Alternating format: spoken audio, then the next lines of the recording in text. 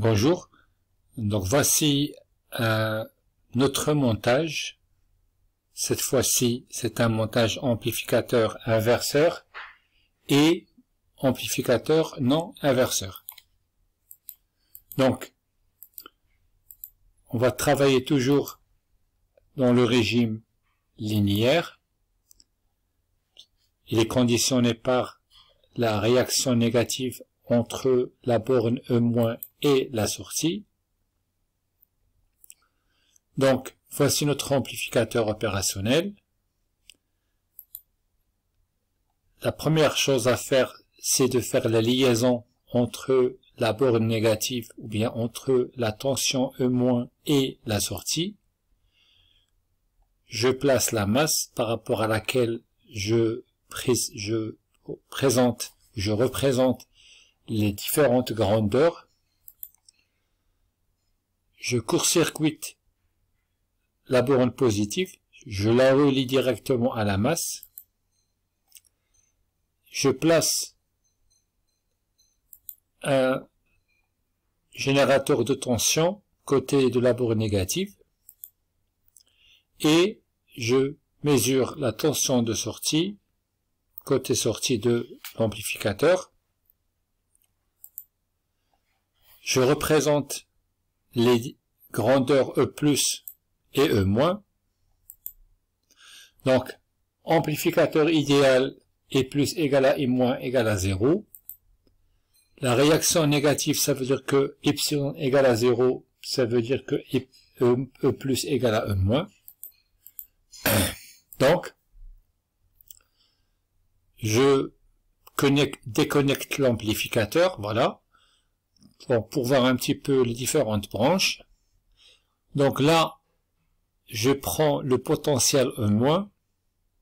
Donc ce potentiel, il est commun à deux branches. La première branche, c'est R1 VE. La deuxième branche, c'est R2 VS. Donc je peux appliquer le théorème de Millman au niveau de cette branche, de ces deux branches, VE R1, VS R2. Donc E- égale à VE sur R1 plus VS sur R2, le tout sur 1 sur R1 plus 1 sur 2 qui est égal à E+. Et comme E+, il est relié directement à la masse, donc il est égal à 0. Résultat, c'est que VS sur R2 égale à moins VE sur R1. Ça veut dire que VS égale à moins R2 sur R1 fois VE. Et par conséquent, je peux déterminer l'expression du gain qui est égale à moins R2 sur R1.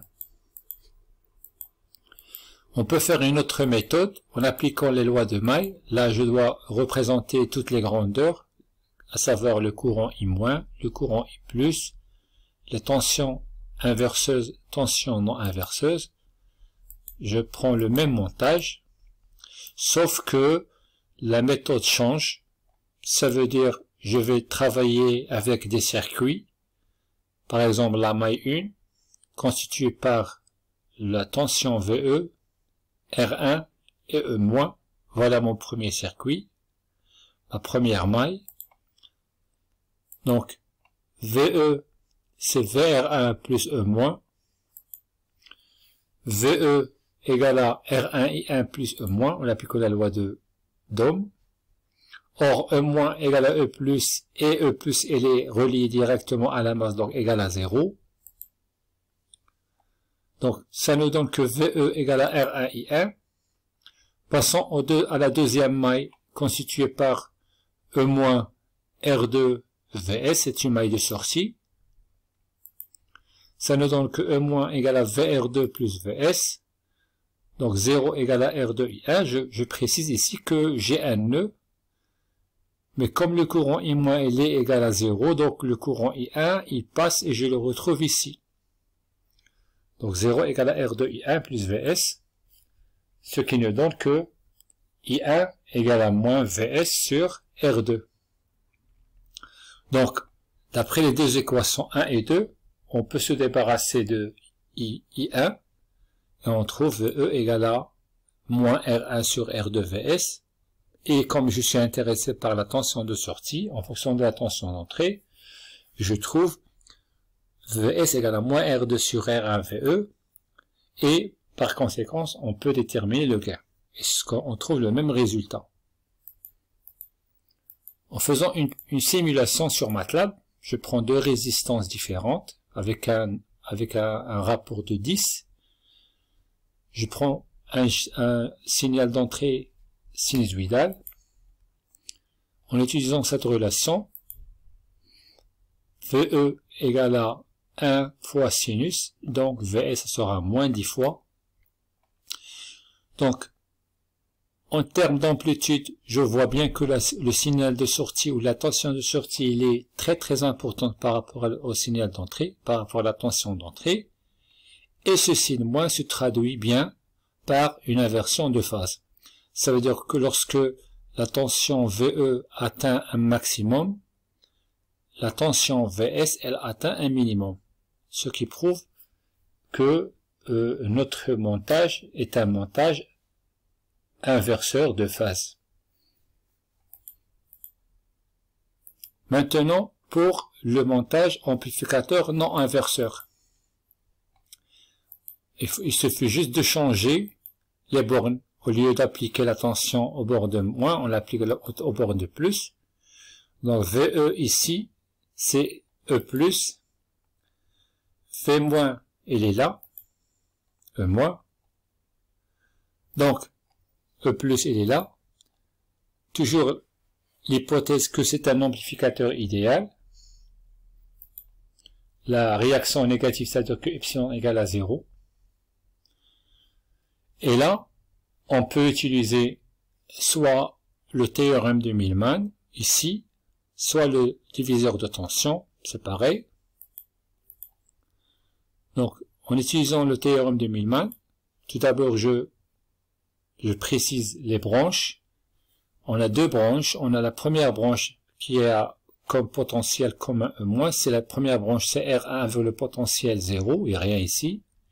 Et la deuxième branche, c'est R2 avec VS.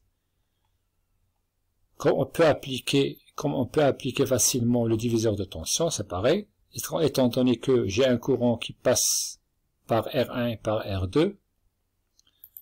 Donc, E-, en appliquant le théorème de Millman, ça nous donne E- égale à 0 sur R1 plus R2 VS sur R2, 1 sur R1 plus 1 sur R2, égale à E+, et comme E+ égale à VE, en essayant de simplifier cette expression-là, ça nous donne que VS sur R2, le tout sur R1 plus R2 sur R1, R2 égale à VE, en simplifiant avec R2, voilà ce qu'on trouve. Donc, VS sera égal à 1 plus R2 sur R1 fois VE. Et par conséquent, le gain, qui est le rapport de la tension de sortie sur la tension d'entrée, est égal à 1 plus R2 sur R1. D'accord? Donc on peut utiliser une autre méthode, cette fois-ci en appliquant les lois de May. Donc il faut toujours ajouter les différentes grandeurs, exemple le courant I1, qui traverse R1 et qui passe par R2, donc c'est un courant, c'est juste, on l'ajoute pour des raisons de calcul, et donc, en appliquant les lois de May au niveau des différents circuits, par exemple ici, je prends le générateur ici, un petit générateur de tension, 0 égale à R1I1 plus E-. Donc I1, ce sera E- avec un signe moins sur R1. Je passe au circuit de sortie. E- c'est R2I1 plus VS. Et donc, j'aurai E- égale à R2 facteur de moins E1 sur R1 plus VS. Or, E- c'est E+, c'est VE.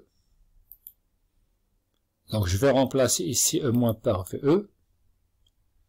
Et, en faisant le calcul, on trouve que le gain, il est égal à 1 plus R2 sur R1, et on trouve le même résultat. en faisant la simulation, toujours je prends un signe sinusoïdal d'entrée, des résistances différentes, et voilà, le signal d'entrée, il a une amplitude de 1 volt, le signal de sortie, il a une amplitude de 11 volts, les deux tensions sont en phase, c'est-à-dire les deux atteignent le même maximum en même temps, ils atteignent un minimum en même temps, ainsi de suite. Donc, ils sont en phase. Et merci pour votre attention.